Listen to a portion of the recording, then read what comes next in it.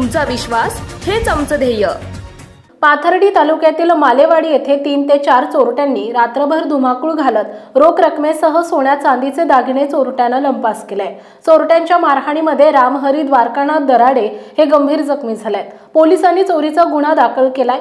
मालेवाडी येथे रात्री 1 वाजण्याच्या सुमारास 3 ते 4 चोरटे आले। त्यांनी मालेवाडी गावच्या वस्त्यांवर चोरी करण्याचा प्रयत्न केला।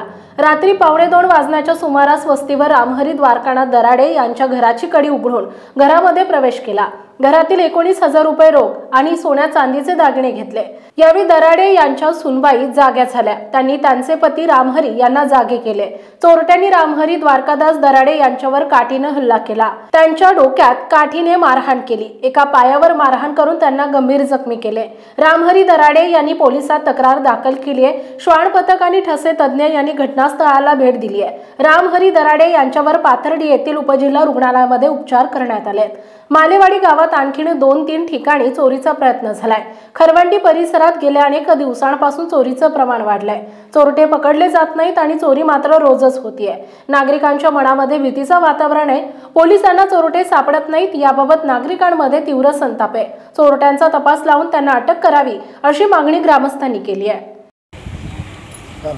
काल रात्री सुमारे 1:30 सुमारास अचानक माझ्या घरी 3 लोके घर दरवाजा तोडून घरामध्ये शिरल्याच्या नंतर त्यांनी बराचसा काही माल होता इकडे तिकडे काही बाहेर आणला, काही थोडे पैसे उचलपाचं काही ठिकाणी स्वतः घेतल्याच्या नंतर मग माझी मंडळी होती स्वतः तिला मंडळीला जाग आल्याच्या नंतर ती उठल्याच्या नंतर तिला त्यांच्या स्वतःच्या तोंडावर बोट ठेवलं, म्हणजे तोंडाने बोललं नाही तर फक्त तू बोट ठेवलं इशारा आणि गप्प बस म्हणून असं इशारा करून सांगितलं।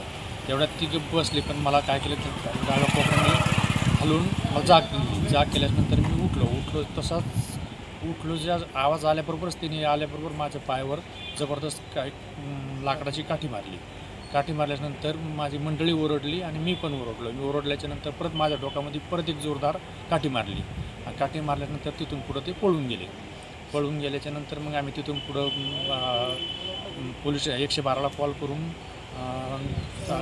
साहेबांना बोलून घेतलं।